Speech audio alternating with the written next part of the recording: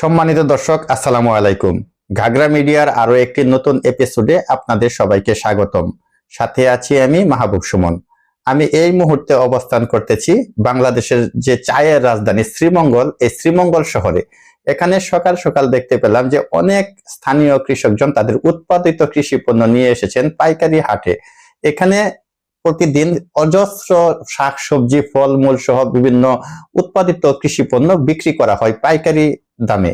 দেখতে পাচ্ছেন আপনারা এখানে শ্রীমঙ্গলের সেই বিখ্যাত যে ছোট ছোট লেবু, এই লেবুগুলো নিয়ে আসা হয়েছে বিক্রি করার জন্য। আর এখানে দেখতে পাচ্ছেন যে অটো রিকশায় এখানে অজস্র আনারস রয়েছে। এটি পাহাড়ি আনারস, শ্রীমঙ্গলের যে ছোট্ট মিষ্টি আনারসের যে প্রজাতি রয়েছে, এগুলি এখানে পাইকারি দামে বিক্রি করার জন্য এখানে স্তূপ করে রাখা হয়েছে। পশারা সুন্দরভাবে সাজিয়ে রেখেছে এখানকার কৃষকগণ। এই যে দেখতে পাচ্ছেন এই ভ্যান গাড়িতে করে অসংখ্য লেবু নিয়ে আসছে। দেখতে পাচ্ছেন যে সবুজ রঙের কত সুন্দর অসংখ্য লেবু নিয়ে আসছে। এখানে লেবুগুলি শ হিসাবে বিক্রি করা হয়। এখানে আসলে লেবুর পাশাপাশি অসংখ্য কাঁঠাল, তারপরে কাঁচকলা এবং অন্যান্য উৎপাদিত সবজিও রয়েছে এখানে এই হাটে বিক্রি করার জন্য নিয়ে এসেছে। এখানে সবচেয়ে মজার বিষয় হয়েছে এই যে ভ্যান গাড়িগুলি দেখতে পাচ্ছেন, এই ভ্যান গাড়িগুলি বিভিন্ন স্থান থেকে এখানে নিয়ে আসা হয় এবং ফিরে যাওয়ার সময় দেখেছি আমি অনেকে সিএনজির পিছনে বা মোটরসাইকেলের পিছনে বেঁধে নিয়ে যাই। ঠিক তেমনি একটি দৃশ্য এখন আমি আপনাদেরকে দেখাতে চেষ্টা করব। এখন বাজে সকাল 7টা, আছি শ্রীমঙ্গল শহরে, শ্রীমঙ্গল পৌরসভার ঠিক কাছে। তো এখন আমি এখান থেকে এই সিএনজিতে করে যাব দার্জিলিং টিলার উদ্দেশ্যে।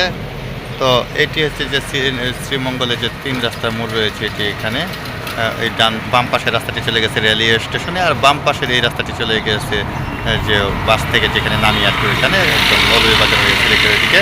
তবে এখানে এই সিএনজির সাথে একটি বিষয় লক্ষ্য করা গেল, যেখানে সিএনজির সাথে তারা এই ঠেলা গাড়িগুলি এভাবে কষে বেঁধে বিভিন্ন জায়গায় টেনে নিয়ে যাওয়া হয়। এই যে দেখতে পাচ্ছেন এখানে 2টি ঠেলা গাড়ি তারা একসাথে বেঁধে নিচ্ছে। আসলে এটি এখানকার একটা ঐতিহ্যবাহী বাহন, যে কৃষকরা গ্রাম থেকে পণ্য নিয়ে সকালবেলা চলে আসে শ্রীমঙ্গল শহরে। তারপরে তারা এই যে দেখতে পাচ্ছেন এখানে আরও অনেক ভাইয়েরা গ্রাম থেকে পণ্য নিয়ে আসতেছে। এই যে ফল ফ্রুট, কাঁঠাল রয়েছে, কলা রয়েছে, লিচু, আনারস সহ বিভিন্ন ফলজ তাদের বৃক্ষর যে ফলজ উৎপন্ন করা হয় এগুলি শ্রীমঙ্গল শহরে নিয়ে এসে বিক্রি করে তারপরে এরকম খালি গাড়ি এভাবে নিয়ে চলে যায়। প্রিয় দর্শক বন্ধুগণ, আমাদের বহনকারী সিএনজিটি ছুটে চলেছে শ্রীমঙ্গল ভানুগাছ রোডে। এই রোডে কিছু দূরে রয়েছে সিলেট বিভাগের ঐতিহ্যবাহী লাউয়াছড়া ন্যাশনাল পার্ক। এটি খুবই পরিচিত একটি জায়গা, আপনারা সবাই হয়তো বা জানেন। তবে আমি আজ এই লাউয়াছড়া ন্যাশনাল পার্ক পর্যন্ত যাচ্ছি না, আমি আর কিছু দূর অগ্রসর হয়ে শ্রীমঙ্গলের ঐতিহ্যবাহী গ্র্যান্ড সুলতান যে রিসোর্ট রয়েছে, এই রিসোর্টের সামনের দিক দিয়ে অর্থাৎ বিপরীতমুখী যে রাস্তা রয়েছে, এই রাস্তা দিয়ে চলে যাব সোজা দার্জিলিং টিলা, যেটি শ্রীমঙ্গলের এখন ভাইরাল একটি জায়গা এবং খুবই সুন্দর একটি স্পট। এটির দৃশ্য আমি আপনাদেরকে দেখাতে চেষ্টা করব। তবে যাওয়ার পথে আমি আপনাদের সাথে দুই একটি কথা শেয়ার করি। সেটি হচ্ছে যে শ্রীমঙ্গল আসতে হলে আপনাদেরকে সবচেয়ে সহজ উপায় হচ্ছে ট্রেনে করে। ট্রেনে আসতে হলে আপনাকে চলে যেতে হবে ঢাকা কমলাপুর রেলওয়ে স্টেশনে। আপনারা ইচ্ছা করলে বিমানবন্দর রেলওয়ে স্টেশন থেকেও আসতে পারবেন। আমি এখন ঢাকা কমলাপুর রেলওয়ে স্টেশন থেকে ঢাকা সিলেট রুটে চলাচল করে 4টি আন্তনগর ট্রেনের টাইম জানিয়ে দিচ্ছি। সকাল 6টা 30 পারাবত এক্সপ্রেস ছেড়ে আসে এবং সকাল 11টা 15 ছেড়ে আসে জয়ন্তিকা এক্সপ্রেস। কালনী এক্সপ্রেস ছেড়ে আসে 2টা 55 আর রাত 10টায় ছেড়ে আসে উপবন এক্সপ্রেস। এখানে সুবন চেয়ার কোচে ভাড়া রয়েছে মাত্র 275 টাকা। আর আপনারা যদি অনলাইনে টিকিট ক্রয় করেন সেক্ষেত্রে এখানে জনপ্রতি আপনাকে 20 টাকা অনলাইন চার্জ প্রদান করতে হবে। সেক্ষেত্রে আপনারা অল্প খরচে এখানে শ্রীমঙ্গল আসতে পারেন এই ট্রেন যুগে। আর যদি আপনারা বাসে আসতে চান সেক্ষেত্রে আপনাদেরকে চলে যেতে হবে সায়েদাবাদ বাস টার্মিনালে। সায়েদাবাদ বাস টার্মিনাল থেকে শ্যামলী, এনা, ইউনিক এবং হানিফ পরিবহনের অসংখ্য গাড়ি রয়েছে। এই সমস্ত গাড়িতে আপনারা আসতে পারেন। ভাড়া জনপ্রতি নিবে 570 টাকা। আমি এনা গাড়িতে এসেছিলাম, এনা গাড়ি থেকে আমার কাছ থেকে 570 টাকা নিয়েছিল। এছাড়াও আপনাদেরকে ঢাকা মৌলভীবাজার রোডে চলাচলকারী অসংখ্য লোকাল গাড়ি রয়েছে, তাজ এবং মিতালি নামে গাড়ি রয়েছে। এই সমস্ত গাড়িতে আসতে পারেন। সে সমস্ত গাড়িতে আপনাকে একটু ভাড়া কম হবে, কারণ এগুলি হচ্ছে লোকাল গাড়ি। এই লোকাল গাড়িতে আসলে আপনাদেরকে তুলনামূলক ওই সমস্ত গাড়ি থেকে ভাড়া কম নেবে। আর তাছাড়া যদি এনা গাড়িতে আসতে চান সেক্ষেত্রে আপনাদেরকে চলে আসতে হবে মহাখালী বাস টার্মিনালে, কারণ মহাখালী বাস টার্মিনাল থেকে এনা গাড়িটি চলাচল করে টঙ্গী স্টেশন রোড হয়ে এখানে ঘোড়াশাল নরসিংদী হয়ে তারপরে আপনার ঢাকা সিলেট বা ঢাকা শ্রীমঙ্গল রুটে চলাচল করে। আমরা এখন যে রাস্তাটি দিয়ে চলে যাচ্ছি এটি আসলে পাহাড়ি ছোট ছোট টিলার মাঝখান দিয়ে এই রাস্তাটিতে চলাচল করলে আপনারা এখানে বান্দরবনের একটা ফিল পাবেন, তবে আংশিক ফিল পাবেন। বান্দরবনের মতো এত সুউচ্চ পাহাড় পর্বত নয়, এখানে ছোট ছোট টিলা রয়েছে, আর এই টিলাগুলির দুপাশে রয়েছে অজস্র চা বাগান। আর এখন আমরা যে জায়গাটি দিয়ে যাচ্ছি এটির বাম পাশে রয়েছে শ্রীমঙ্গলের ঐতিহ্যবাহী গ্র্যান্ড সুলতান রিসোর্ট। আমরা এখন গ্র্যান্ড সুলতান রিসোর্টের এরিয়ার ভিতরে চলে আসছি। আপনারা দেখতে পাচ্ছেন এটি গ্র্যান্ড সুলতান রিসোর্টের বাউন্ডারি। এখান থেকে আমি সামনে কিছুটা অগ্রসর হয়ে মেইন গেটের ঠিক বিপরীত পাশে চলে যাব। এই যে দেখতে পাচ্ছেন এটি গ্র্যান্ড সুলতান রিসোর্টের পার্কিং। আমি অন্য আরেকদিন এই গ্র্যান্ড সুলতান রিসোর্ট নিয়ে বিস্তারিত ভিডিও করে আপনাদেরকে দেখাতে চেষ্টা করব। এখানকার এই রিসোর্টের দৃশ্যটি খুবই সুন্দর এবং চমৎকার। আর এটি হচ্ছে গ্র্যান্ড সুলতান রিসোর্টের মেইন গেট। আমি ঠিক তার বিপরীত পাশে যে রাস্তা রয়েছে এই সরু রাস্তা দিয়ে এখন সোজা চলে যাব দার্জিলিং টিলা। দার্জিলিং টিলাটি হচ্ছে এটি একটি চা বাগান। এটি হচ্ছে এমারখান্টি এস্টেট নামে একটি চা বাগান রয়েছে। এখানে বেশ কিছু পর্বত রয়েছে, এই পাহাড় পর্বতের মিশ্রণে এখানে এটিকে দার্জিলিং টিলা বলে আখ্যায়িত করা হয়।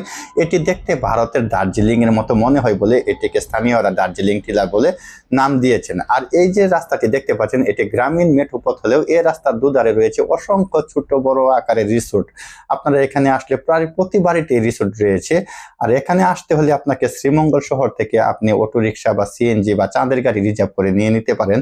আপনারা সারা দিনের জন্য চাঁদের গাড়ি রিজার্ভ করলে 2500 থেকে 3000 টাকার ভিতরে পেয়ে যাবেন। বেশ কয়েকটি স্পট তারা দেখাবে। আর যদি শুধুমাত্র এই পর্যন্ত এমারখান্টি এস্টেট পর্যন্ত আসতে চান সেক্ষেত্রে হয়তো 400 থেকে 500 টাকা নেবে আসা যাওয়া সহ।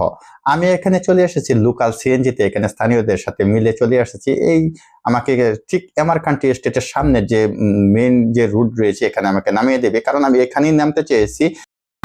আমি শ্রীমঙ্গল শহর থেকে এই রাস্তা দিয়ে সিএনজি দিয়ে এসেছি। এখন এই যে এখানে 3 রাস্তার মোড়ে আমাকে নামিয়ে দিয়েছে।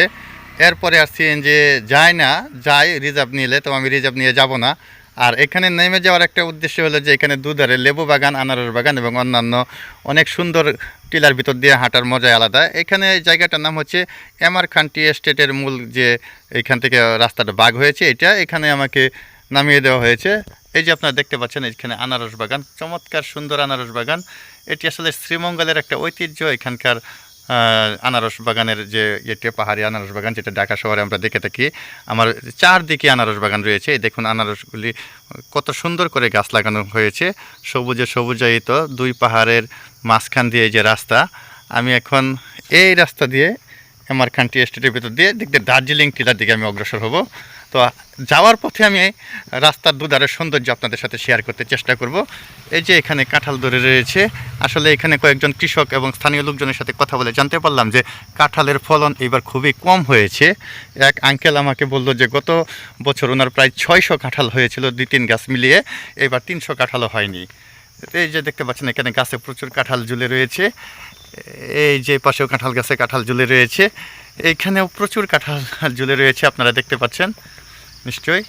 আর এই যে হচ্ছে আনারস বাগান, দেখুন কত সুন্দর আনারস বাগান। আনারস বাগানের সৌন্দর্যটাই অন্যরকম। আমি আপনাদেরকে কতটুকু দেখাতে পারছি জানি না ক্যামেরার মাধ্যমে, তবে বাস্তবে এর চিত্রটা একদম চমৎকার সুন্দর। ক্যামেরার মাধ্যমে কখনোই প্রকৃতির প্রকৃত সৌন্দর্য দেখানো সম্ভব হয় না, এটা আসলে ফুটে ওঠে না। এই যে দেখতে পাচ্ছেন এগুলি সব লেবু গাছ, দেখতে পাচ্ছেন যে শত শত লেবু ঝুলে আছে এখানে গাছের মাঝে, অজস্র লেবু। চলে আসছে একদম এমারখান্টি এস্টেটের মেইন গেটে। এখানে একটি ব্যারিকেড দেওয়া রয়েছে, তবে এখানে তাদের সিস্টেম হলো এখানে প্রবেশের পূর্বে এখানে যে সিকিউরিটি রুম রয়েছে এখানে খাতায় নাম ঠিকানা লিপিবদ্ধ করে তারপরে প্রবেশ করতে হয়, এটি এখানকার কর্তৃপক্ষের নির্দেশ। আর এই চা বাগানের ভিতর দিয়ে কিছু দূর অগ্রসর হলেই রয়েছে দার্জিলিং টিলা। এটি আজকে আমি দেখার জন্য আসছি। এই রাস্তা দিয়ে 1 কিলো যেতে হবে, তাই না মামা? 1.5 কিলো যেতে হবে। তো আমি হেঁটেই যাব, কারণ দুপাশে সৌন্দর্য দেখার জন্য যেহেতু আসছি, একটু কষ্ট করে দেখাটাই ভালো। তো দেখা যাক এখন ভিতরে গিয়ে কতটুকু সৌন্দর্য উপভোগ করতে পারি। প্রিয় দর্শক বন্ধুগণ, অবশেষে চলে আসলাম সেই কাঙ্ক্ষিত দার্জিলিং টিলার চূড়ার উপরে। এই চূড়া থেকে দেখুন দার্জিলিং টিলার সৌন্দর্য কত সুন্দর দেখা যাচ্ছে। ভিডিওটি লম্বা হয়ে যাওয়ার জন্য আজকে আর দার্জিলিং টিলার সম্পূর্ণ চূড়ার ভিডিও আপনাদেরকে দেখাতে পারি নাই বলে আন্তরিকভাবে দুঃখিত। আমরা এই দার্জিলিং টিলার বাকি ভিডিওটুকু দেখাবো আগামী পর্বে, তাই চোখ রাখুন গাগরা মিডিয়া ইউটিউব চ্যানেল এবং ফলো করুন ghagra media Facebook page, Instagram এবং টিকটক। দেখা হবে আগামী পর্বে। সে পর্যন্ত সবাই ভালো থাকুন, সুস্থ থাকুন, সুন্দর থাকুন, নিরাপদে থাকুন। সকলের জন্য শুভকামনায় আজকের মতো বিদায় নিচ্ছি আমি মাহবুব সুমন।